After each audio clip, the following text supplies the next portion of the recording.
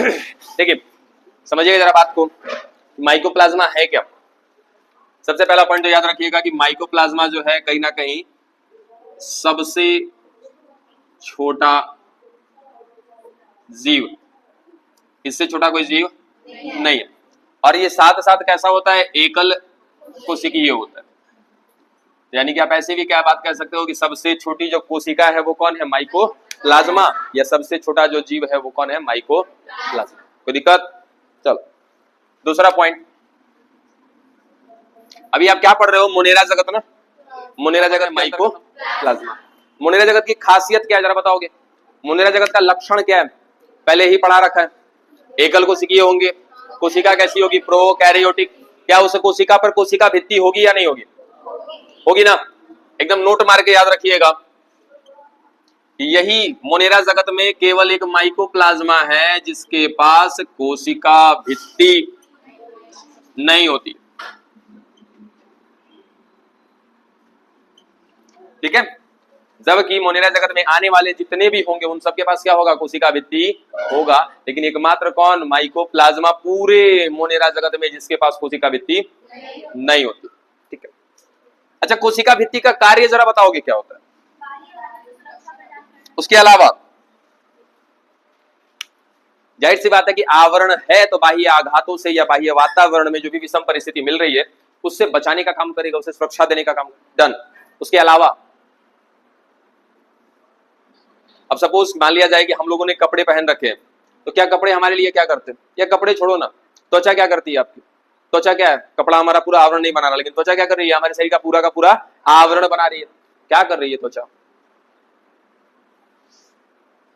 एक तो भाई बाहर से सुरक्षा दे रही है ना, उसके अलावा तो कुछ उसी प्रकार से आपको सोचना है यहाँ माइकोप्लाज्मा के विषय में स्पेशली। खैर माइकोप्लाज्मा नहीं, अभी फिलहाल हमें क्या बोला है कि कोशिका भित्ति जिस जीव में है उस जीव में पहला चीज क्या मिल रहा है, सुरक्षा। और सुरक्षा के साथ साथ उसका आकार बनाए रखने का भी काम किसका होता है, कोशिका भित्ति का। माइकोप्लाज्मा में तो कोशिका भित्ति है ही नहीं। ठीक है, तो हमने बस एक सवाल पूछा आपसे कि भाई अगर मान लो ये एक जीव है और ये जीव यदि गोलाकार है और इसके बाहर क्या मिल रही है, इसकी कोशिका भित्ति, तो यदि ये गोलाकार है तो किस वजह से है, कोशिका भित्ति के वजह से है, क्योंकि ये कोशिका भित्ति क्या करती है, जिनमें पाई जाती है उनका आकार सुनिश्चित करती है। ठीक है, अगर कोई जीव त्रिभुजाकार है ना, और इसके बाहर क्या मिल रही है, कोशिका भित्ति, तो ये त्रिभुजाकार बनाए रखने का काम किसका है, कोशिका भित्ति का। तो कोशिका भित्ति का कार्य समझ में आ गया। पहला क्या कर रहा है कि जिस जीव के बाहर मिल रहा है ये आवरण के रूप में है, उसको सुरक्षा प्रदान कर रहा है। ठीक है, दूसरा क्या कर रहा है, इसके आकार को बनाए रख रहा है। ठीक है, अब देखो क्या माइकोप्लाज्मा में मिल रहा है, नहीं ना, तो अब बताओ क्या इसका आकार सही होगा, इसका आकार बदलता रहेगा कि फिक्स रहेगा, बिल्कुल। तो इसका आकार जो है बदलता रहेगा, इसका आकार फिक्स नहीं रहेगा, कारण कि इसके पास कोशिका भित्ति नहीं। इस वजह से, इस कारण से इसको कहा जाता है प्लियोमॉर्फिक। प्लियोमॉर्फिक अब किसको कहोगे, कई बार ऐसा एग्जाम्पल में, सॉरी एग्जाम में आया हुआ है ऑब्जेक्टिव में कि प्लियोमॉर्फिक जीव का नाम लिखो, तो सीधा सीधा उठा के खाली देना माइकोप्लाज्मा। काहे, क्योंकि माइकोप्लाज्मा के बाहर कोशिका का आवरण नहीं है, मतलब कि कोशिका भित्ति नहीं है, जिस कारण से इसका आकार हमेशा बदलता रहेगा। और ऐसा जीव जिसका आकार हमेशा बदलता रहे वैसा जीव क्या कहलाता है, प्लियोमॉर्फिक जीव। ठीक है, फटाक से नोट करेंगे जरा, हो गया। नेक्स्ट पॉइंट जरा मेंशन करिएगा, अगला बिंदु, ये अवायवीय परिस्थिति में रह सकते हैं, ये अवायवीय परिस्थिति में रह सकते।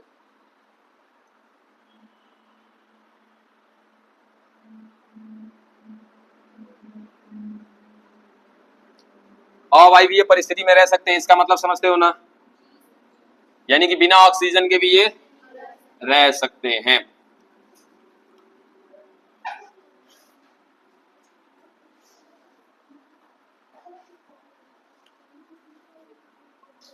देखिए नेक्स्ट पॉइंट है चौथा बिंदु कि ये अवायवीय परिस्थिति में पाए जाते या रह भी सकते,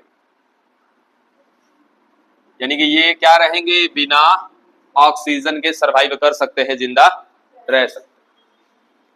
एक पॉइंट को ध्यान पे नहीं आता, इसका आकार क्या होता है, इसका साइज कितना होगा? क्यों? क्योंकि भाई साहब ये सबसे छोटा है ना, या तो सबसे छोटा जीव बोला है या सबसे छोटी कोशिका बोली है, तो इसका साइज याद रखिएगा, आकार का याद रखिएगा कितना है, 0.1 माइक्रोमीटर से 0.15 माइक्रोमीटर, यह इसका आकार है।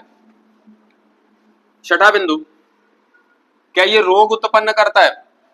बिल्कुल रोग उत्पन्न करता है, जंतुओं में भी करता है और पादपों में भी करता है। अब स्पेशली जरा पादप में समझिएगा कि पादप में ना नॉर्मली ये दो प्रकार का रोग उत्पन्न करता है। सबसे पहला विचिस ब्रूम और दूसरा लिटिल लीफ ऑफ ब्रिंजल।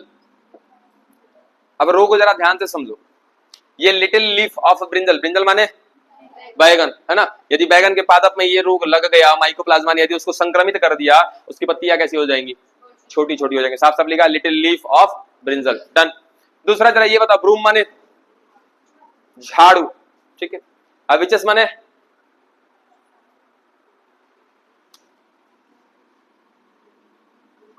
पता है विचस माने क्या होता है, चुड़ैल, ठीक है, तो इसका कोई मतलब नहीं निकलेगा, चुड़ैल झाड़ू, ठीक है। अब ये जिस पादप पे लग जाएगा ना, ठीक है, वो हैरी पॉटर देखा आप लोगों ने, हैरी पॉटर, अच्छा हैरी पॉटर नहीं देखे हो, कहीं तो आपने ऐसा वीडियो देखा होगा जिसमें झाड़ू लेकर के बैठ जाते हैं, झाड़ू के साथ उड़ने लगते हैं, ठीक है, तो कुछ ऐसा ही होता है। अरे सुनो इधर इधर, पिक्चर में ना चले जाओ। तो क्या होता है कि जैसे अगर आपने हैरी पॉटर देखा होगा तो वहां पे जो एक पेड़ है ना, तो पेड़ पे देखोगे तो पूरा झाड़ू झाड़ू के जैसा एकदम सा जाल सा बन जाता है, ये पूरा बड़ा सा पेड़ हो गया, ठीक है, इसकी टहनियां, अब इसमें क्या हो जाएगा, ऐसे जाल जाल सा जहां तहां बन जाएगा, जो देखने में ना भयंकर लगता है, डरावना दिखता है, इसीलिए इसका नाम पड़ा है क्या, विचस, यानी कि चुड़ैल, जब डरावना होगा। अब ब्रूम माने झाड़ू की तरह, झाड़ू का जो मुट्ठा होता है ना, वैसा वैसा हो जाएगा, कौन, आपका पादप। खत्म हुआ ये आपका क्या, माइकोप्लाज्मा। माइकोप्लाज्मा में इतना याद रखो बस। हाँ हाँ, नहीं ऐसे भी करते होंगे, लेकिन फिलहाल आपके सामने दो एग्जांपल्स लिख रखे हैं हमने, ठीक है, इतना याद रखिए आप, माइकोप्लाज्मा में बहुत है। हाँ जंतु में भी आते हैं, फिलहाल लिखो अभी, पहले बोलिए क्या, माइकोप्लाज्मा सारे के सारे सूक्ष्म जीव हैं, और पहले ही मैंने लक्षण में लिखवाया था कि ये सर्वभौमिक हैं, सर्वमान्य हैं, सभी जगह पाए जाते हैं। नहीं देख सकते हो आप, बिना सूक्ष्म जीव के देख पाओ, सॉरी बिना सूक्ष्मदर्शी के देख पाओगे, संभव ही नहीं है। सूक्ष्म जीव हैं, सर्वमान्य हैं, ये सभी जगह है। क्या यहाँ पर हो सकते हैं? बिल्कुल यहाँ पर हो सकते हैं, 100%। क्या हमारे शरीर पर? बिल्कुल हमारे शरीर पर होंगे, हवा में होंगे, पानी में होंगे, मिट्टी में होंगे, सभी जगह पर होंगे, ठीक है।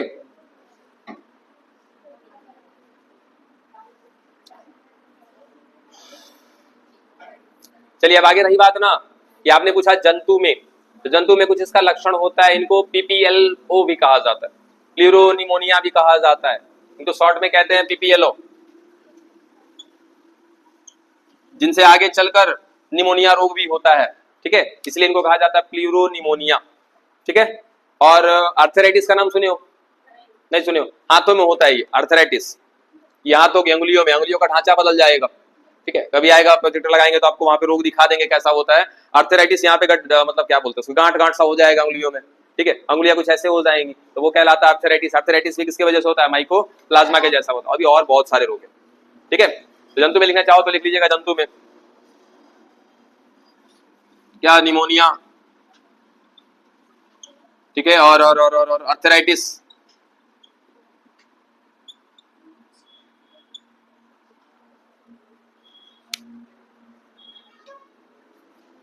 हो गया। चलिए अब आपका आज खत्म होता है मोनेरा। मोनेरा में बहुत सारा चीज आपने देखा है। मोनेरा में क्या क्या चीज हमने देखा, जरा याद करो, फटाफट रिपीट करते हैं एक बार। क्या हमने मोनेरा का लक्षण देखा शुरुआत में? लक्षण के बाद आधे बैक्टीरिया, आधे बैक्टीरिया के बाद यू बैक्टीरिया, यू बैक्टीरिया के बाद साइनोबैक्टीरिया, ठीक है, साइनोबैक्टीरिया के बाद माइकोप्लाज्मा। इन सबको याद रखिएगा किसमें? मोनेरा में, ठीक है। अब अगला जो जगत आ रहा है वो कौन सा है आपका? प्रोटिस्टा। हेडिंग में लेकर आइएगा, प्रोटिस्टा। चैप्टर काफी धीरे धीरे चलेगा और काफी लंबा है, तो समझते हुए पढ़िएगा आराम से। विशेष आपको ध्यान देना है इसके केवल लक्षण को। अब बताओ कि यदि मैं प्रोटिस्टा जगत के बारे में बात करूं तो सबसे पहला बात अगर हमारे दिमाग में आना चाहिए तो क्या आना चाहिए है? अच्छा वो तो ठीक है, इसके अलावा इस प्रोटिस्टा जगत का निर्माणकर्ता कौन है? ठीक है, या तो निर्माणकर्ता कहो या तो प्रस्तुत करता है, यानी कि प्रस्तुत किसने किया था? हैकल ने। फटाक से पहला बिंदु मेंशन करिएगा कि ये प्रोटिस्टा जगत को लाने वाले कौन है? हैकल। हालांकि कई बार ये बात आया है, दिमाग में है तो ठीक है, अदरवाइज लिख लीजिएगा इसको।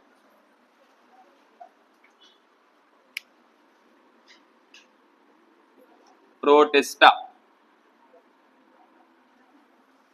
और अब हम जगत पढ़ रहे हैं ना, तो मोनेरा जगत, प्रोटिस्टा जगत, हर बार में जगत जरूर लिखिएगा। Sorry, protista.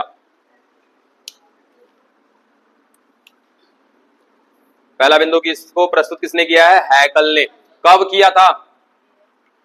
3 जगत वर्गीकरण प्रणाली के वर्गीकरण के समय, क्योंकि इससे पहले ही 2 जगत वर्गीकरण का हो चुका था। ठीक है, जंतु और पादप, और तीसरा आया था कौन? प्रोटिस्टा। इसको हमने क्या बोला था? 3 जगत वर्गीकरण प्रणाली किसने किया था? हैकल ने। नेक्स्ट पॉइंट, अब इसमें कैसे जीव को रखा जाता है? एकल कोशिकीय और यूकैरियोटिक। बिल्कुल लिखिएगा इस बात को भी। इस जगत में किसको रखा गया भाई? एकल कोशिकीय और यूकैरियोटिक। यूकैरियोटिक एक और नाम है सुकेंद्रकीय।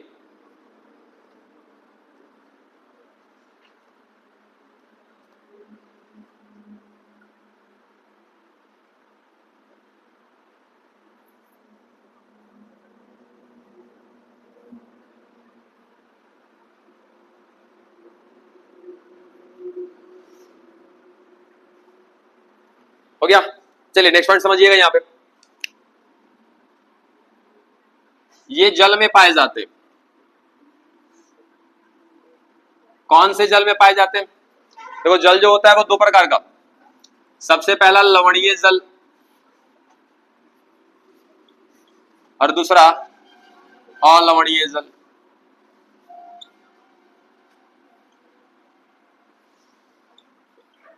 देखिए लवणीय जल को कहते हैं हम लोग मरीन वाटर, जिसको आप एक तरीके से समुद्री पानी भी कह सकते हो, और ये क्या कहलाएगा? Fresh water. अब देखो ये फ्रेश कहने का मतलब साफ वाला फ्रेश नहीं है, ये लवण के आधार पे बात करते हैं कि जिसमें लवण की मात्रा है उसको क्या बोलेंगे? लवणीय जल, और जिसमें लवण की मात्रा नहीं है उसको। ठीक है, अब ये क्या हुआ? तो लवणीय जल कहां पर मिलेगा बाबू? याद रखना, कहां मिलेगा? समुद्र में मिलेगा। तो जो समुद्र का जल होगा वो क्या कहलाएगा? लवणीय जल कहलाएगा। और समुद्र के अलावा जैसे आपका नदी, तालाब, ये सब क्या कहलाएंगे? अलवणीय जल। नदी, तालाब, झरना, हाँ बिल्कुल, तालाबे को पोखरा भी कहते हैं बाबू। तो ये सब का जो जल होगा वो कैसा होता है? लवण नहीं होती है, इसलिए उनको क्या बोलते हैं? अलवणीय जल। तो याद रखना कि जो प्रोटिस्टा जगत में आने वाले जीव है वो दोनों जल में पाए जाते हैं। ठीक है, किसमें? दोनों जल में पाए जाते हैं, यानी कि लवणीय में भी पाए जाते हैं और अलवणीय में भी पाए जाते हैं, लेकिन ज्यादातर क्या मिलते हैं? कहां लिखा है ज्यादातर? देखो तो जरा, लवणीय में। ठीक है, तो ज्यादातर लवणीय में मिलते हैं, लेकिन लवणीय के साथ साथ अलवणीय जल में भी पाया जाता है। कौन? प्रोटिस्टा जगत में आने वाला जीव। ठीक है, फटाक से ये पॉइंट भी खत्म करिए। ये दोनों जल में पाए जाते हैं, लवणीय तथा अलवणीय, लेकिन ज्यादातर कहां मिलेंगे? लवणीय जल में मिलेंगे।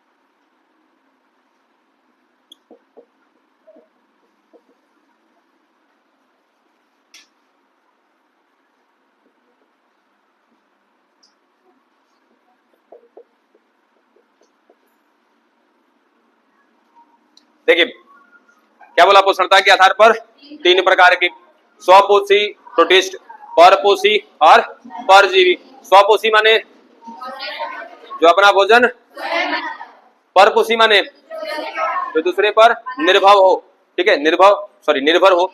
और ये कैसा परपोषी, तो याद रखिएगा मृतोपजीवी। मृतोपजीवी, हालांकि देखो परपोषी होते हैं बहुत सारे प्रकार के, लेकिन यहां पर जो हम देख रहे हैं परपोषी का कौन किसके लिए, प्रोटिस्टा के लिए, तो यहां पर जो परपोषी है किस प्रकार का है, मृतोपजीवी है, ठीक है। यानी कि एक ऐसा जीव होगा जो मृत शरीर से क्या प्राप्त करेगा, पोषण। ऐसे जीव को क्या कहते हैं, मृतोपजीवी, ठीक है। तीसरा है परजीवी। तो परजीवी भी होते हैं दो प्रकार के, एक होता है परभक्षी और दूसरे को आप कह लो क्या, परजीवी, ठीक। समझिएगा कि सर परजीवी को परजीवी क्या है, बोलो ठहर जाओ। एक जो बोला परजीवी वो क्या कहला रहा है, परभक्षी। परभक्षी माने जो किसी को मारकर अपना पोषण प्राप्त करे, जैसे शेर ने क्या किया, हिरण को मार दिया, तो परभक्षण कहलाएगा। ये क्रिया क्या कहलाएगी, परभक्षण। लेकिन वो जीव क्या कहलाएगा, परभक्षी। तो जो परभक्षी होते हैं वो क्या करते हैं, परभक्षण करते हैं, यानी कि दूसरे का भक्षण करेंगे और अपना क्या करेंगे, पोषण प्राप्त करेंगे।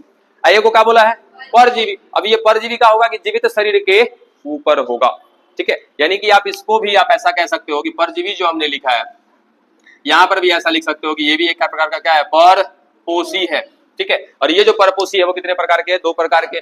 एक जो है वो परभक्षी कहला रहे, दूसरे क्या कहला रहे, परजीवी। परभक्षी का मतलब जो किसी दूसरे जीव को मारकर पोषण प्राप्त करे, और परजीवी माने ये जीव को मारेगा नहीं, नुकसान नहीं नुकसान तो पहुंचाएगा लेकिन मारेगा नहीं। जैसे आपके सिर पर मिलने वाले क्या, आपके चूहे है ना, आपको मारती नहीं है लेकिन आपको नुकसान जरूर पहुंचा रही है, धीरे धीरे क्या करती है, वो आपके सिर से पोषण को प्राप्त करती है, ठीक है ना। चलिए तो देखिए जरा यहाँ पे कि स्वपोषी ऐसे प्रोटिस्टा देखेंगे कि जो अपना भोजन स्वयं बनाएंगे, यानी कि क्या करेंगे, वो प्रकाश संश्लेषण करेंगे, ठीक है। आइए देखते हैं कौन कौन होंगे वो, फटाफट एग्जांपल हम इनको पढ़ेंगे आगे चल के। क्राइसोफाइट, ये समूह है, क्राइसोफाइट क्या एक समूह है। दूसरा डाइनो फ्लैजिलेट,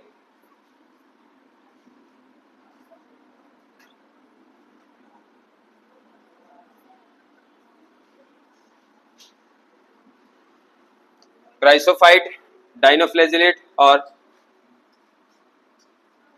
यूग्लिनोइड,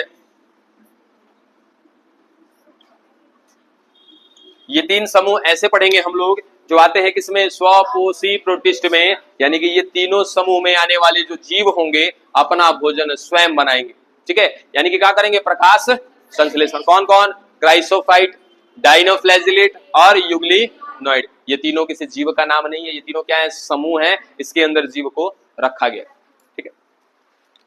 आइए देखिए किसमें, परपोषी। कैसा परपोषी, मृतोपजीवी, जो अपना भोजन मृत शरीर से प्राप्त करेगा, इसको कहते हैं अवपंक कवक।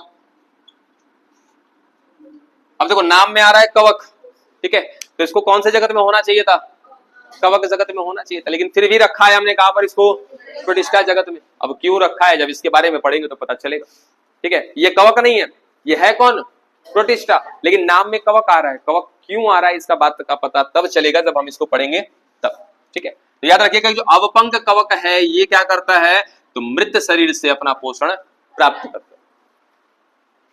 तीसरा परभक्षी हमें पढ़ना नहीं है यहाँ पे, यानी कि हम ऐसा प्रोटिस्टा पढ़ेंगे जो कि कैसा होगा, परजीवी होगा।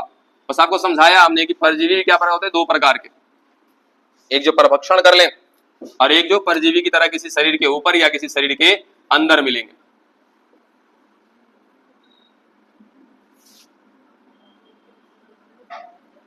ठीक है, जिनको हम कहते हैं पैरासाइट। तो इसको खत्म करिएगा फटाफट। ये तीन तरह का है, ये पोषणता के आधार पर है, यानी कि पोषण जैसे जैसे ये प्राप्त कर रहे हैं उस आधार पे हमने इसको। अच्छा उसका भी एग्जांपल लिख लेना, सॉरी ये प्रोटोजोवा लास्ट में लिख लीजिएगा, प्रोटोजोवा। प्रोटोजोआ जो परजीवी की तरह कार्य करते हैं वो है प्रोटोजोआ। ये एक तरीके से वर्गीकरण हुआ है इनका। अब एक एक करके इनके सारे वर्गीकरण को पढ़ेंगे हम लोग।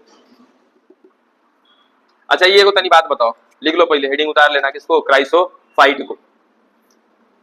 उसके बाद ना जरा अभी कुछ देर पहले हमने कहा था कि जो कोशिका में क्या मिल रहा है, कोशिका भित्ति, वो कोशिका भित्ति क्या कर रहा है, वो कोशिका का आकार सुनिश्चित कर रहा है। ठीक है, यदि वो गोलाकार है, चतुर्भुजाकार है, त्रिभुजाकार है, वो किस वजह से है, अपनी कोशिका भित्ति के वजह से। ये किसमें पाया जाता है, तो भाई मुख्यतः किसमें पाया जाता है, या तो प्रोकैरियोटिक की कोशिका में, या तो फिर पादप की कोशिका में। पादप की कोशिका में भी क्या मिलता है, कोशिका भित्ति मिलता है। हाँ, किसमें क्या नहीं होता है, हाँ होता है, पादप में होता है। अरे जंतु में भी तो आ रहे हैं, वहीं पे आ रहे हैं ना, काहे परेशान हो रहे हो। हमने क्या बोला कि कोशिका भित्ति कहाँ कहाँ मिल रहा है, तो सबसे पहला कहाँ मिल रहा है, प्रोकैरियोटिक की कोशिका में। ठीक है, दूसरा यूकैरियोटिक में मिलता है, हाँ मिलता है, लेकिन कहाँ पर मिलता है, पादप में मिलता है। चलो दो जगह पे हमने देख लिया। क्या कर रहा है भाई, तो वहां पर कोशिका का जो आवरण कोशिका भित्ति है, पहला काम सुरक्षा देना, और दूसरा क्या कर रहा है, उसकी कोशिका का आकार सुनिश्चित कर रहा है। बच गया कौन, जंतु। अब जंतु में कोशिका भित्ति है नहीं, यानी कि हमारे अंदर कोशिका भित्ति है नहीं, तो हमारा कोशिका का आकार कौन सुनिश्चित कर रहा है, जीव द्रव्य। जीव द्रव्य से बाबू आप जीवित हो, जीव द्रव्य की वजह से हमारी कोशिकाएं जीवित हैं।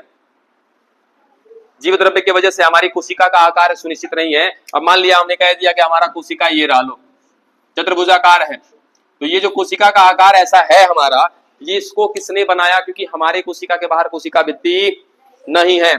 तो एक जंतु की कोशिका का आकार कैसे सुनिश्चित रहता है, या कौन बनाए रखता है जंतु की कोशिका का आकार, कोशिका झिल्ली तो नहीं, कोशिका कंकाल कहते हैं उसको, साइटोपंजर कहते हैं। ये जिक्र किया था हमने, कहा था कि जब कोशिका का चैप्टर आएगा वहां पर इसको पढ़ेंगे। ठीक है, जिसको हम आगे चल के सूक्ष्म नलिका के नाम से भी जानते हैं। ठीक है, तो याद रखिएगा कि जंतु की कोशिका का जो आकार है उसको बनाए रखने का काम किसका होता है, कोशिका कंकाल भी कहते हैं, इंग्लिश में साइटोपंजर कहते हैं। ठीक है, या फिर माइक्रोट्यूब्यूल्स कहते हैं, सूक्ष्म नलिकाएं कहते हैं। ठीक है, चलिए फटाफट लेकर आइएगा इसको हेडिंग में, क्राइसोफाइट को। क्या है क्राइसोफाइट, तो प्रतिष्ठा जगत का एक वर्ग है। किस आधार पर बांटा है हमने, पोषणता के आधार पर। कैसे होते हैं ये, स्वपोषी। ठीक है, इसको भी बांटिएगा दो भाग में, यानी कि क्राइसोफाइट कितने प्रकार के होते हैं, दो प्रकार के होते हैं।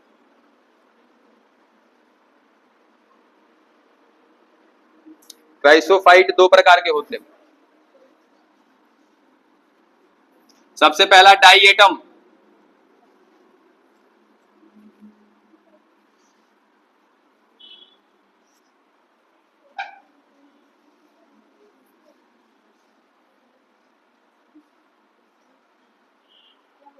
देखिए क्राइसोफाइट कितने प्रकार के हैं, दो प्रकार के।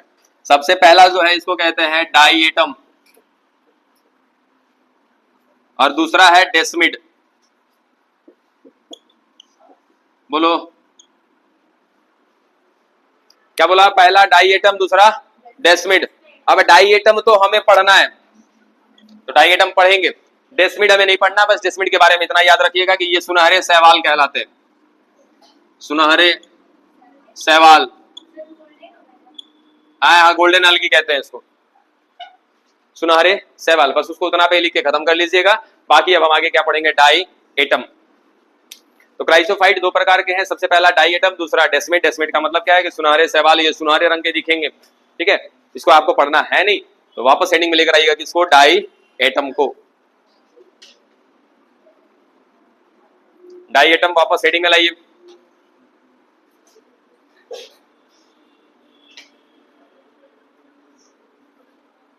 और पहला बिंदु, इनको मुख्य क्राइसोफाइट कहा जाता है, इनको मुख्य क्राइसोफाइट कहा जाता है।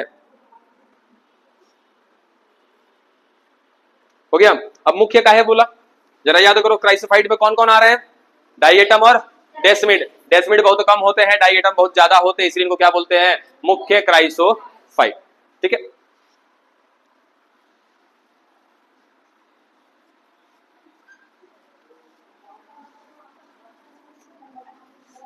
अब किसको पढ़ने जा रहे हैं हम लोग, डाइएटम को। तो डाइएटम में सबसे पहला बिंदु कि क्या है, ये मुख्य क्राइसोफाइट। अब उसके बाद ना तरीके को बात बताओ।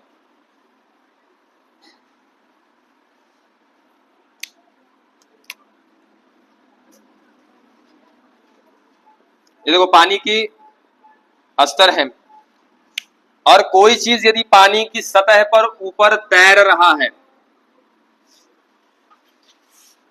जानते हो क्या कहते हो तैरने को? कि पानी की सतह पर यदि कोई तैर रहा है उसको कहा जाता है, या इस क्षमता को कहा जाता है प्लावक। ठीक है, हाँ, उत्प्लावन बल। ठीक है, तो ये क्या है? प्लावक। प्लावक का मतलब होता है प्लैंकटन।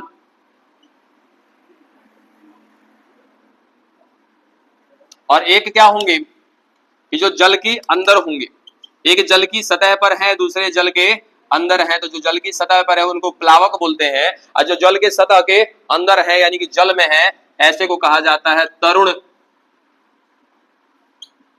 सील। इंग्लिश में कहते हैं इनको नेक्टॉन। क्या कहा? तो पहला प्लावक प्लैंकटन, दूसरा जो जल के अंदर है उसको क्या बोला? तरुण सील यानी कि नेक्टॉन। और याद रखिएगा, पढ़ रहे हो डाई एटम, तो डाई एटम जो है ये प्लावक है। कैसे प्लावक है? अब यहां पर ना आपके पास भरने के लिए दो वर्ड है, पहला है पादप और दूसरा है जंतु। अब यहां पे जरा वापस आ जाओ कि यदि ऐसा जंतु जो जल की सतह पर तैर रहा होगा, ऐसे को क्या कहेंगे? जंतु प्लावक। ठीक है, क्या कहेंगे? जंतु प्लावक। देखो, यानी कि प्लावक भी कितने प्रकार के हो जाएंगे? दो। पहला होगा कौन? जंतु, दूसरा होगा कौन? पादप। तो जो जंतु होगा उसको कहेंगे जंतु प्लावक, जो पादप होगा उसको कहेंगे पादप प्लावक।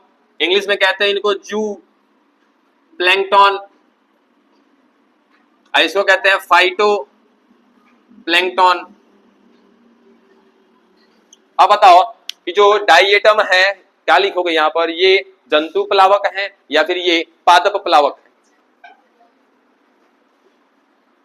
है? सोच समझ के भरना वहां पे। जंतु भरोगे कि वहां पे पादप भरोगे?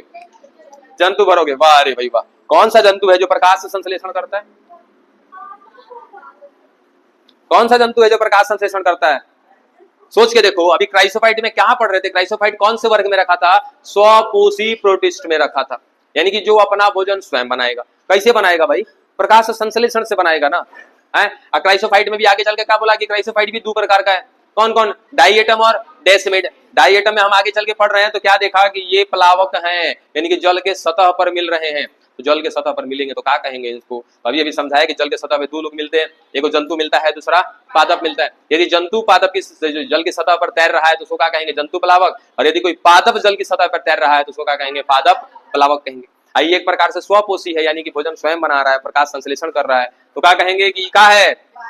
पादप प्लावक है। गलती से भी उल्टा पुल्टा वर्ड ना भरिए। लिखिए अगला बिंदु, ये पादप प्लावक है। हेलो, हाँ, पता करना पड़ेगा क्लास में।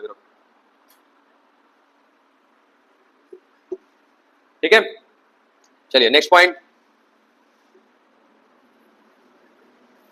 ये पादप प्लावक को क्या कहते हैं? फाइटोप्लैंक्टन। ये भी लिख लीजिएगा, भूलना नहीं है कि भाई बिहार बोर्ड से पढ़ रहे हैं ना, कभी एग्जामिनर का मूड घूमा तो ऐसे लिख देगा फाइटोप्लैंक्टन।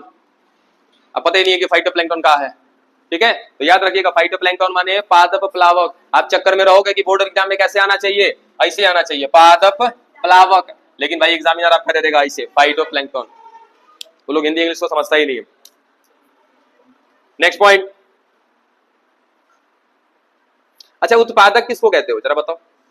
उत्पादक, उत्पादक, उत्पादक किसी चीज को बनाता हो, या सीधा सीधा कहेंगे कि जो उत्पाद बनाता हो। जैसे हमारे स्थल पर उत्पाद बनाने वाले कौन है? पादप है। ठीक है, जो भी हम खाते हैं, धान चावल गेहूं जो भी आप खा रहे हो, सॉरी धान तो नहीं, चावल। ठीक है, तो धान जो भी खा रहे हो या फिर आपने गेहूं लिया, जो भी चीजें आप खा रहे हो कहां से आ रहा है? पादप से आ रहा है। यानी कि पादप क्या है? एक प्रकार से उत्पादक है। हम लोग कौन है? उपभोक्ता है। 9वां 10वां में पढ़ा होगा आपने ये बात कि पादप जो सॉरी उत्पादक जो क्या करते हैं? उत्पाद बनाते हैं। उपभोक्ता जो बने हुए उत्पाद को प्राप्त करते हैं, ग्रहण करते हैं, उनको क्या कहते हैं? उपभोक्ता कहते हैं। नेक्स्ट पॉइंट लिखिएगा, ये जलमंडल के मुख्य उत्पादक हैं। ये जल मंडल के मुख्य उत्पादक हैं। यानी कि जल में पाया जाता है ना, जल में भी कहां पाया जाएगा, ये जल में भी कहां पाया जाएगा, लिख में नहीं किए हो, लिख लो। ये दोनों जल में पाया जाता है। कहां दोनों जल में, लवणीय और अलवणीय दोनों जगह पे लिख लो पहले इसको। ये दोनों, ये ऐसा लिख लो, ये लवणीय तथा अलवणीय दोनों जल में पाए जाते हैं।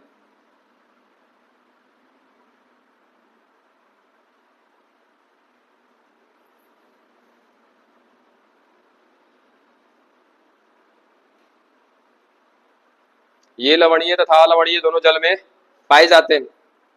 फिर उससे पहले क्या लिखा है कि ये जल मंडल के मुख्य घटक, मुख्य उत्पादक हैं।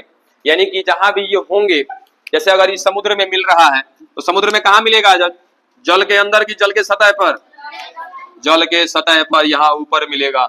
इसीलिए इनको क्या कहते हैं, पादप प्लावक। पादप की तरह कार्य करता है और प्लावक है, तैर रहा है, तो क्या बोला, पादप प्लावक।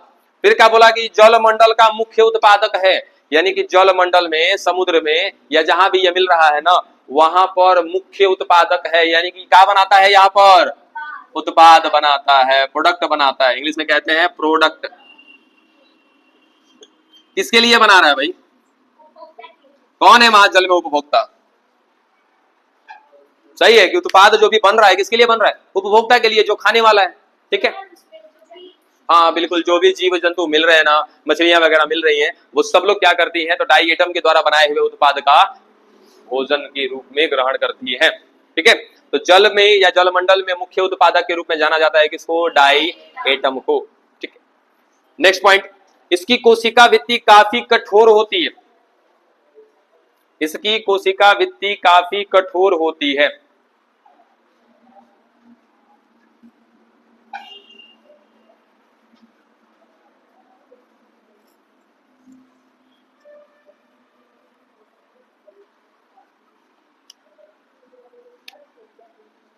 देखो कठोर होने का कारण क्या है, क्या बोला है कि इसकी जो कोशिका भित्ति है, ये कोशिका भित्ति कैसी है, कठोर है।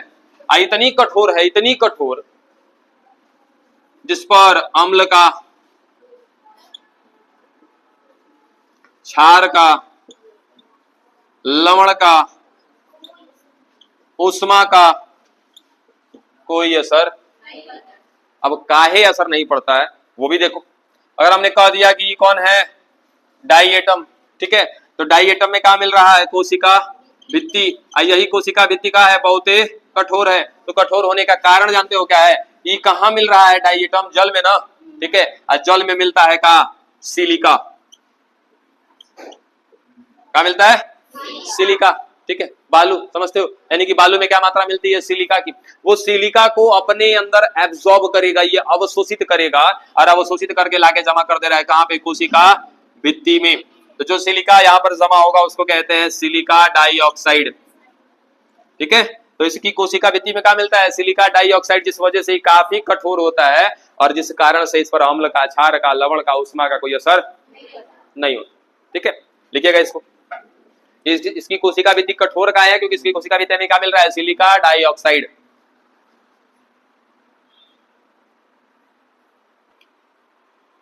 इस कारण से इस पर कोई असर नहीं होता है। किसका कोई असर नहीं है, अम्ल, क्षार, लवण, उष्मा, इसका कोई भी असर नहीं होता है। किस पर असर नहीं हो रहा है, डाई एटम पर।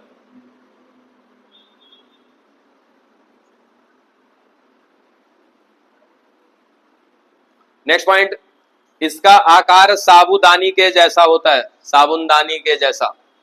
साबुनदानी देखे हो अपने घर पे, इंग्लिश में कहते हैं क्या, सोप बॉक्स।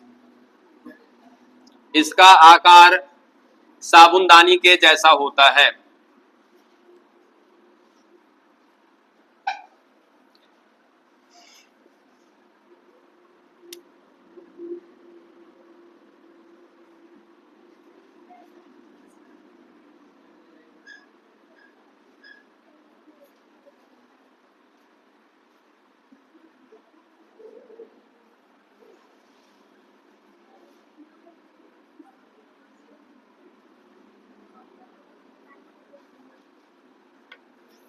साबुनदानी कैसा, दूर ढक्कन होता है ना, इसके बीच में रख दिया आपने साबुन।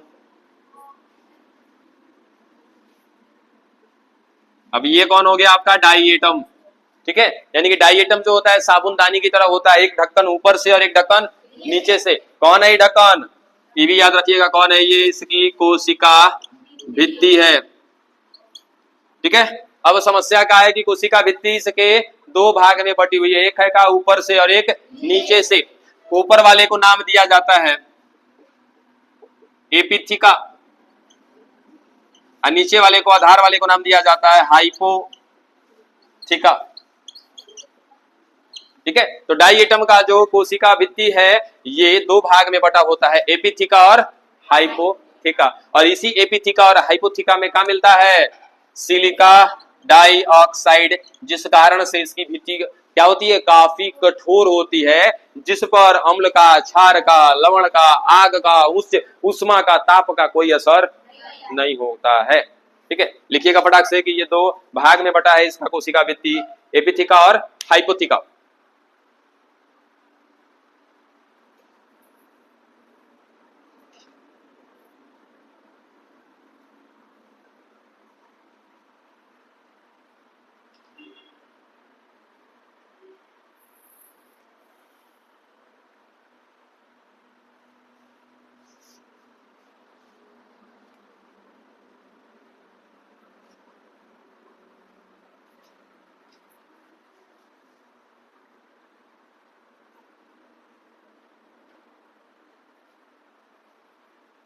हो गया। अगला बिंदु समझिएगा कि कहां पर मिल रहा था, जरा याद करो तो। ये क्या है, पादप प्लावक है, ठीक है। यानी कि क्या कर रहे होंगे, तैर रहे होंगे ना पानी की सतह पे। ये देखो, ये है पानी का सतह,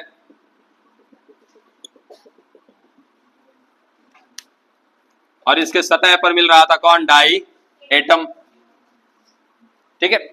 अब इस पर अम्ल, क्षार, लवण, उच्च ताप, इस सब का कोई असर नहीं है। कारण किसकी कोशिका भित्ति में क्या मिल रहा है, सिलिका डाइऑक्साइड।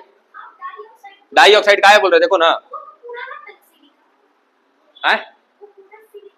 अरे बाबू ये है सिलिका, ऐसा ही।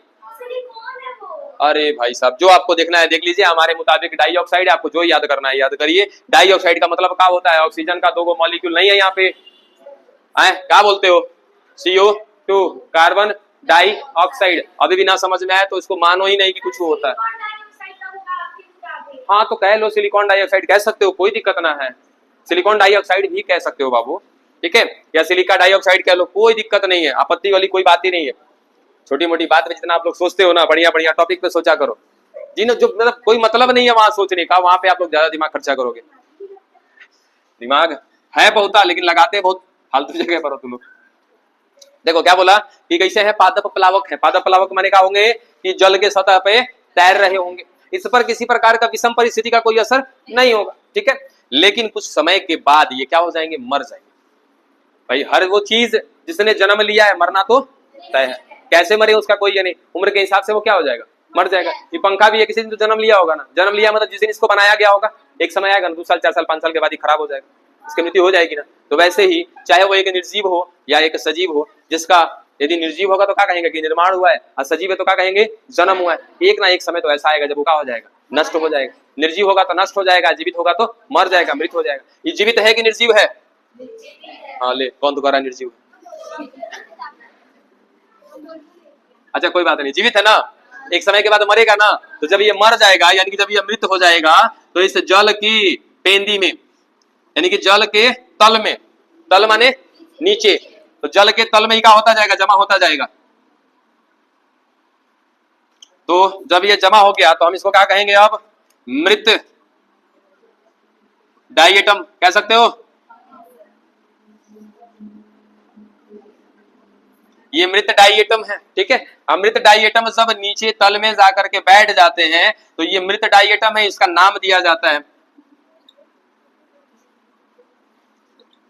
डाइएटमी मृदा, या इसका एक दूसरा नाम है डाइएटोमाइट। ऐसा भी सवाल घुमा फिरा के पूछा जाता है, सुनो कि डाइएटमी मृदा का है, तो सीधा सीधा कहिएगा का है, मृत डाइएटम है। डाइएटोमाइट का है तो अभी क्या कहलाएगा, मृत डाइएटम। यानी कि जब तक ये पानी की सतह पर है तब तक हम इनको क्या कहते हैं, पादप प्लावक। काहे, क्योंकि ये है तो डाई एटम लेकिन पानी की सतह पे तैर रहे हैं, तो क्या बोला इनको, पादप प्लावक। जब ये मर जाएंगे, मृत हो जाएंगे, तो पानी के तल में जाकर के बैठ जाएंगे, तो क्या बोला कि मृत डाई एटम जो है मरने के बाद पानी की तल में जाकर के बैठ जाते हैं, जिसको क्या कहा जाता है, डाई एटमी मृदा या डाई एटोमाइट।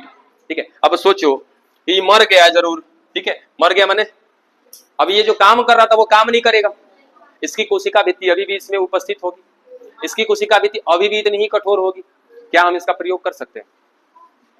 आसानी से प्रयोग करेंगे। ठीक है, तो डाई एटमी मृदा का क्या किया जाता है, प्रयोग किया जाता है। अब सवाल है कहां? चिमनी भट्टी देखे हो? ठीक है, तो चिमनी भट्टी का जो मिट्टी होता है ना बाहर से चिमनी का, ये वाला, ये तो जो ये मिट्टी बाहर से लगाई जाती है ना, ये कौन होता है, डाई एटमी मृदा होती है। अब काहे यहाँ पे प्रयोग किया, जरा सोच के देखो कि डाई एटम जो था उस पर कितनों आंच डाल दो, कितनों आग डाल दो, कोई असर होता था का? ना असर होता था। इसके अंदर क्या जलता है, आगे ना जलता है जी, तो इसका असर बाहर जाएगा? नहीं जाएगा। इसीलिए डाई एटमी मृदा का प्रयोग किया जाता है चिमनी भट्टी के निर्माण में। दूसरा, अग्निरोधक कक्ष बनाने में। अब अग्निरोधक कक्ष का है, कक्ष माने रूम, कमरा, एक ऐसा कमरा जिसके अंदर आग जल रहा हो। ठीक है, और कोई ना कोई ऐसा भी बहुत सारे प्रयोग हैं जिसके अंदर क्या किया जाता है, रूम के अंदर आग जलाया जाता है, उस आग का प्रकोप बाहर नहीं आना चाहिए, तो बाहर नहीं आना चाहिए, तो वहां पर कैसी मिट्टी का प्रयोग करेंगे हम लोग, डाई एटमी मृदा का। सिर्फ पीते हो सिर्फ, तो सिर्फ को छानने में प्रयोग किया जाता है किसका, डाई एटमी मृदा का। टूथपेस्ट है, क्या करता है टूथपेस्ट, आपके दांतों को चमकाता है ना, तो डाई एटमी जो है या फिर जो मृत डाई एटम है या जो डाई एटोमाइट है या फिर डाई एटमी जो मृदा है, इसके अंदर सफेद वर्णक भी पाया जाता है जो आगे चलकर टूथपेस्ट के निर्माण में भी यूज किया जाता है। नहीं, साबुन में नहीं, साबुन से चमकता है? ए बाबा, साबुन से चमकता है ना, तो हमसे विशेष ना नहाते होंगे आप लोग, कहिए गुरा गए होते हम, है ना, दिन भर में 3 बार 4 बार नहा लेते हैं तो हम साफ सुथरे ना हो जाते। ठीक है, तो याद रखिएगा कहा चिमनी का, चिमनी बनाने में निर्माण किया जाता है, या चिमनी से बेहतर होगा क्या कह दो, अग्निरोधक कक्ष। क्या चिमनी भी क्या है, एक प्रकार की अग्निरोधक कक्ष ही तो है, यानी कि इसके अंदर अग्नि जल रही है, आग जल रही है और इसको रोक देगा, बाहर उसका प्रकोप है। ट्रेन में, क्रीम में ना, ना क्रीम में ना, अरे क्रीम गोरा नहीं करता है, वो टेम्पररी रूप से थोड़ा सा मेंटेनेंस कर देता है ना। क्रीम से कोई गोरा हुआ है जी? 5 मिनट, 10 मिनट, 20 मिनट, 1 घंटा, ठीक है, वो आर्टिफिशियल है। और सबसे बड़ा आज का समस्या है, सबसे बड़ा समस्या है ना, सारा रुपया पैसा ओकरे पीछे खर्च हो रहा है। ठीक है, हो गया क्या, गलत बोले हैं क्या है? सारा रुपया पैसा वही जा रहा है। चलो काहे हमरा ना जाएगा, सोचो हमारे पीछे भी देखो देवी जी है तो हमारा पैसा ना जाएगा, जाहिर सी बात है जाना है। यहाँ पाउडर लगाने की इच्छा नहीं होती है, कोई ना इसको क्रॉप कर देना, काट देना। चलो, तो कहाँ यूज कर रहे हैं, अग्निरोधक कक्ष बनाने में यूज में ले रहे हैं। ठीक है, दूसरा कहाँ पर यूज में ले रहे हैं, टूथपेस्ट बनाने में यूज में ले रहे हैं। ठीक है, तीसरा क्या बोला जी, सिरप को छानने में, है ना, तो लोग गबड़ा देते हो। चौथा, पॉलिश बनाने में भी यूज किया जाता है, पेंट बनाने में, पॉलिश बनाने में, पेंट। अच्छा देखियो, का पेंट कभी हुआ है घर पे? तो पेंट, अरे ठीक है यहाँ पेंट हुआ है। अगर कभी आप पेंट खरीदने जाओगे ना तो दुकानदार से आदमी कहता है भाग भैया, घाम पानी पड़ रहा है तो पेंट खराब हो जा रहा है, बोलता नहीं ये वाला ले जाइए, बढ़िया, घाम शीतकुल बर्दाश्त करेगा। कैसे घाम बर्दाश्त कर रहा है भाई, कैसे उतना ताप बर्दाश्त कर रहा है? क्योंकि उसमें मिलाया गया है, क्या मिलाया गया, डाई एटमी मृदा मिलाया गया है, क्योंकि ये उष्मा को बर्दाश्त कर सकता है। तो पेंट बनाने में यूज में लिया जाता है। उसके बाद आपके ये सोफा पलंग पे पॉलिश किया जाता है, क्या जूता पे पॉलिश करते हो, तो ये पॉलिश बनाने में भी प्रयोग में लिया जाता है। कौन? डाई एटमी मृदा। ठीक है, चलो मिला जुला का डाई एटम हुआ खत्म। डाई एटम के बारे में पढ़ लिया, डाई एटम क्या है वो सब कुछ समझ लिया। अब फाइनली हमने क्या देख लिया कि इसका प्रयोग कहां पर होता है। ठीक है, अब क्या पढ़ेंगे, क्राइसोफाइट हमारा क्या हुआ, खत्म। अब कल पढ़ेंगे क्या हम लोग, डाइनोफ्लैजिलेट। ठीक है, क्राइसोफाइट में क्या था, 2 प्रकार था। सबसे पहला क्या था, डाई एटम, दूसरा डेस्मिड। डेस्मिड को सीधा एक लाइन में हम क्या खत्म कर दिया है कि ये सुनहरे शैवाल है। फिर डाई एटम खत्म किया, डाई एटम का प्रयोग देखा। अब पढ़ेंगे हम लोग क्या, डाइनोफ्लैजिलेट।